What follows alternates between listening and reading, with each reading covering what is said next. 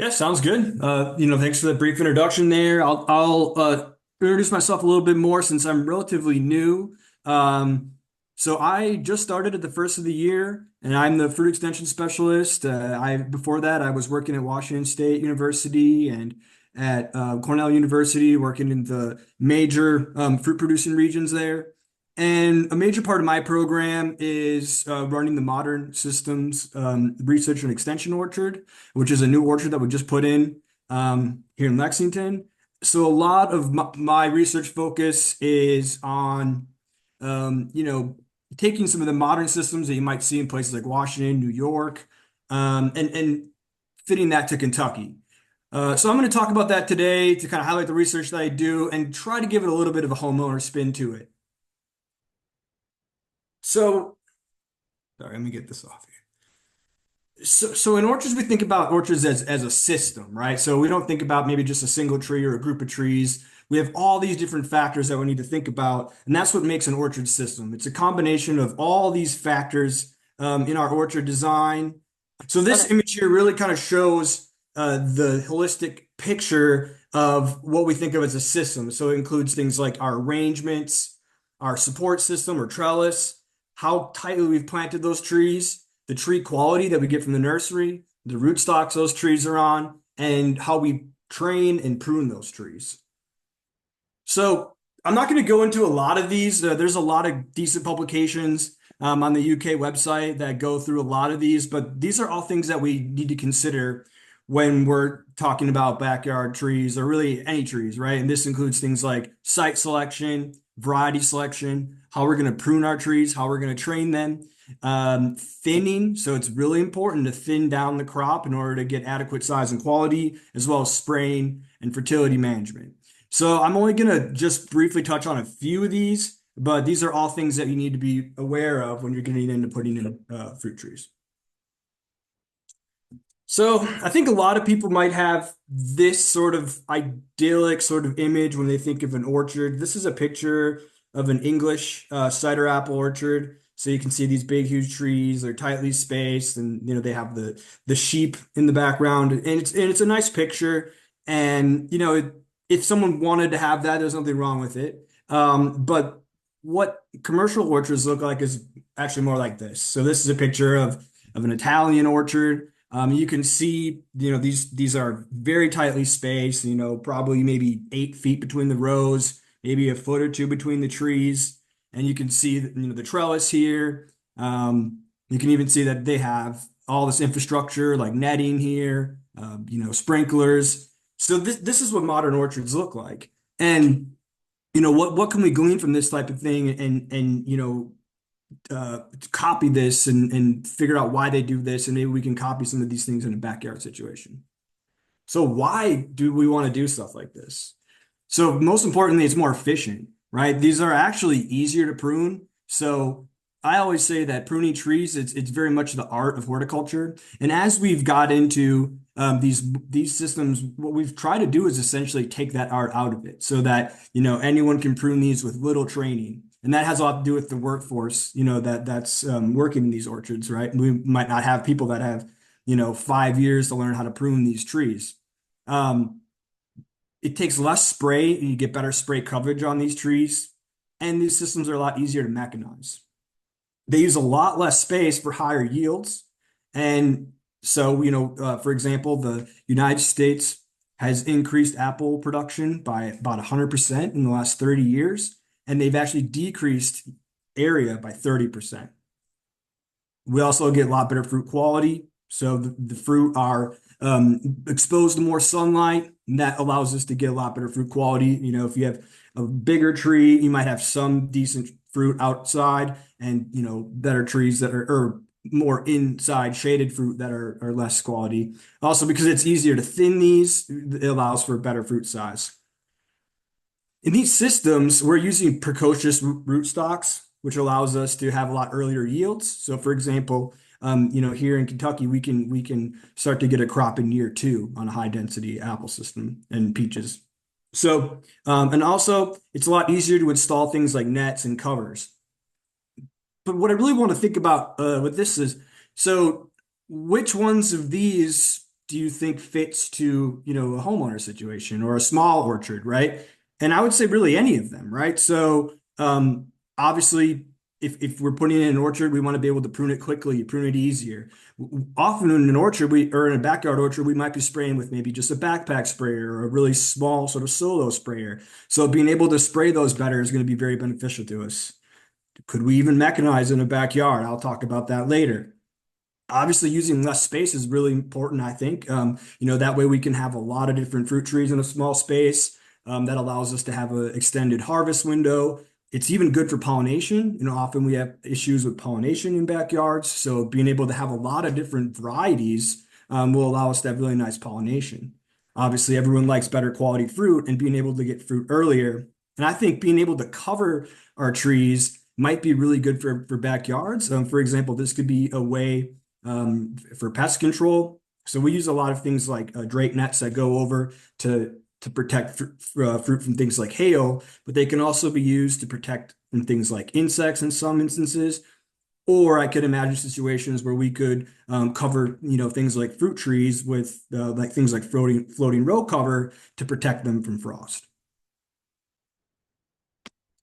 So the real crux of this whole, idea of high density fruit trees comes from dwarfing rootstocks. And if you were to ask me what probably the most important innovation in fruit trees over the last 100 years, it has to be probably dwarfing rootstocks. And just simply put, these are roots that sort of stunt the growth of the trees and make them much smaller than normal, but they also have a lot of benefits. They're often precocious, meaning they fruit a lot earlier, and they have a much higher conversion efficiency. So they're small, but they need less leaves to ripen up fruit. This is just another kind of slide showing some of the newer dwarfing rootstocks. And so anytime you're putting in an orchard, I think it's really important to know the rootstock that you're going with because they all, have a little bit different properties. In Kentucky, we recommend the Geneva rootstock series. They're, bred here in the United States for qualities that are important to our growers. And it's also important to pick the size for your situation. So for example, here in the Lexington area, we have very rich soils. So we try to get as much dwarfing as we possibly can. If you were in a situation where you had, rocky soils, or not a lot of fertility in your soils or a shorter growing season, you might want to use, one of these rootstocks over here, like a G969 or G890, because that's going to grow a little bit quicker. I'm not going to go too much more into rootstocks, but I did want to mention a couple things.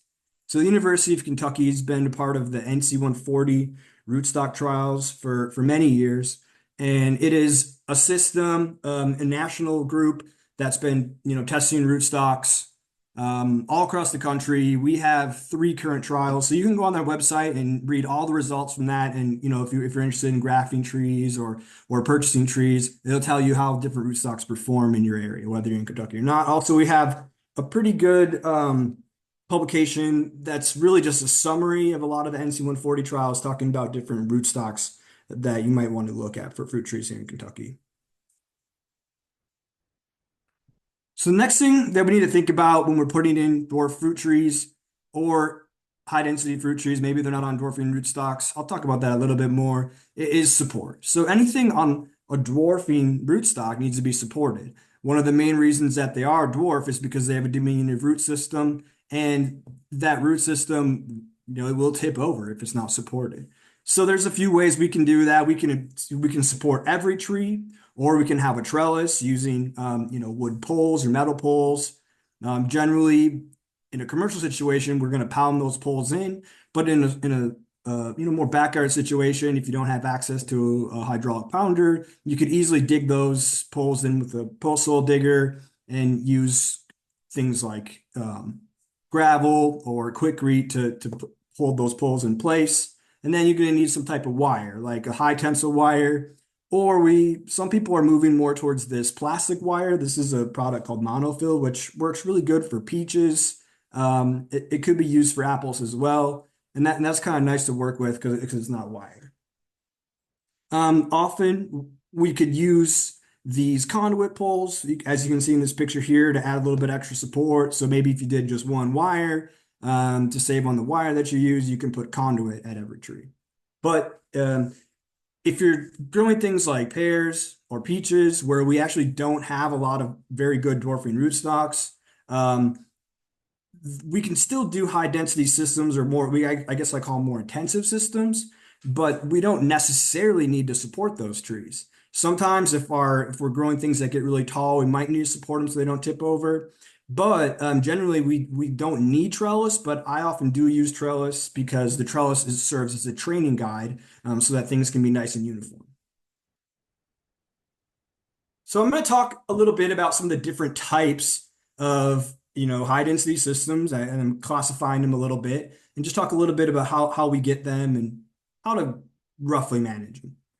So the first type is what I call spindle systems. And these are, you plant them about 1 to 4 feet. And the kind of main gist of this is that you have a bunch of sort of very simple limbs that are renewed either when they're too large or annually in the case of things like peaches. So in peaches, you need to constantly renew these because that's where your fruiting wood is. And really nothing on this structure is permanent. Everything is going to eventually be replaced.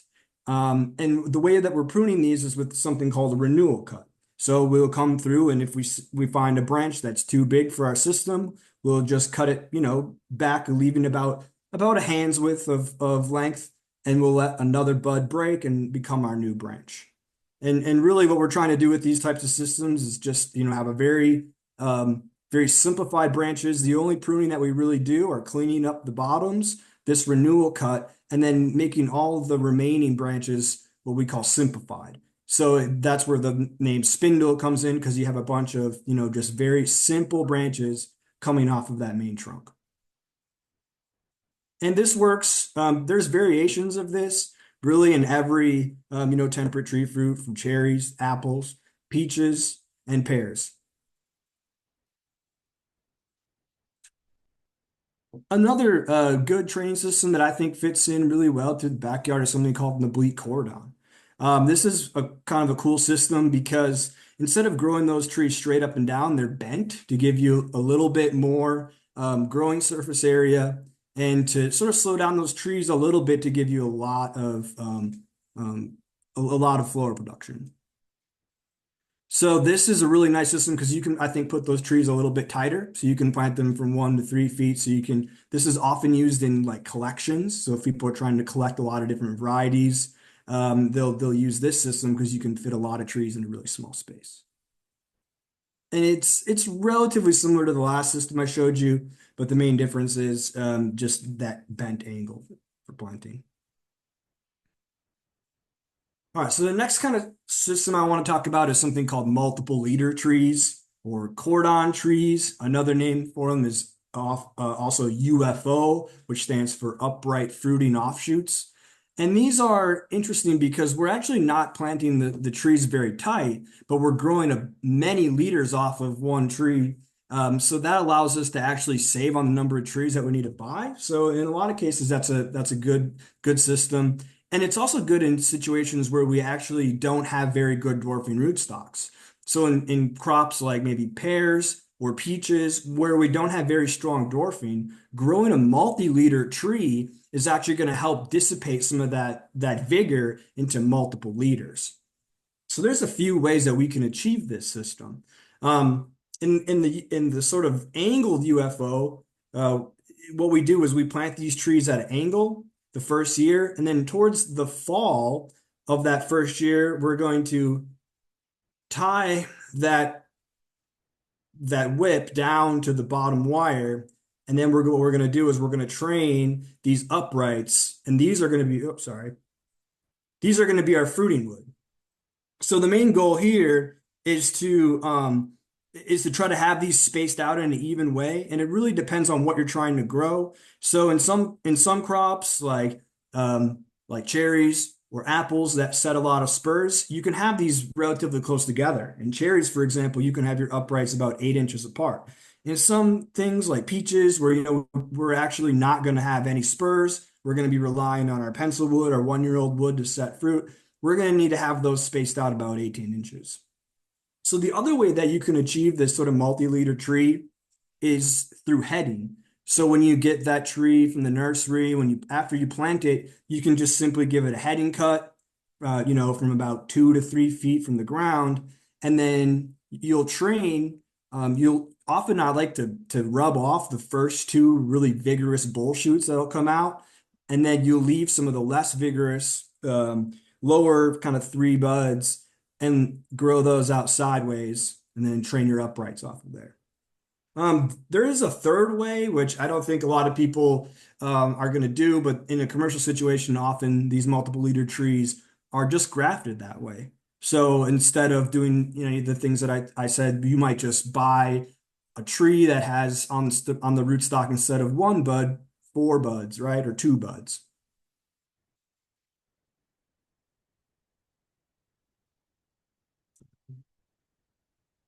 All right. The last system I want to talk about is what we call V systems.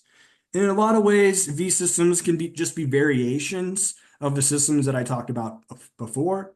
So, for example, in apples, you could have some spindles and then just alternating them every other tree going from one way to the other.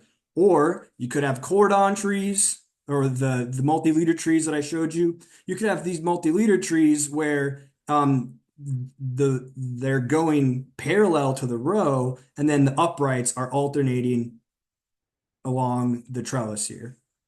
Another thing I've seen is that you might have a multi-leader trees and you're actually putting one to each side. So you might have one large multi-leader tree that goes on one side and one on the other, and so on and so forth down the row. These are also really important systems for peaches. So in peaches, one of the more common systems are what we call the perpendicular V, like you see here, or the quad V or the hex V. And these are systems that are freestanding. They don't need to be on a trellis. And they allow us we can plant peaches really about, in this perpendicular V, 4 to 5 feet apart, or, about 6 to 8 feet apart for the quad V. And all we're really doing is we're just training two main leaders and not letting anything else get big, and just concentrating our pencil wood on those, along those main leaders there. So the last thing I want to mention is, one of the main reasons that we are moving towards these types of systems is mechanization, right? But is that something that's feasible for someone that's growing on a small scale? And I want to tell you it is, and that's actually something we're working on here at University of Kentucky. So on the right, I'll show you some things that we might see in a commercial orchard. So this right here, this is a mechanical pruner. So this goes right down the rows and prunes all the trees, cuts everything. And this right here is what we call blossom thinner. So as I mentioned, thinning is really important on fruit trees. If you don't reduce that flower load or that fruit load, you have small, low quality fruit. So there's actually two options. So really simple, you could just hedge. You could use a regular hedger, whether it's kind of the extended version or just a regular hand sort of hedger. And those actually work pretty good for doing summer pruning and winter pruning in some of these, high density systems. This is a tool called a cinch thinner. That's the company, Cinch. And this is actually just a drill attachment. So it's the same thing as this mechanical, sort of thinner here, but it's just something you put on your drill, and you can, during bloom, you can run this along your peach trees, apple trees, pear trees, and knock out a number of those flowers so that you have less of a flower load to deal with, which will then just become less fruit and allow you to have, less fruit on the tree that becomes more high quality fruit. All right, so I think that's pretty much it. I just wanted to kind of give you guys a short little, rundown of kind of what I do here, and open up the floor for any questions that you guys might have.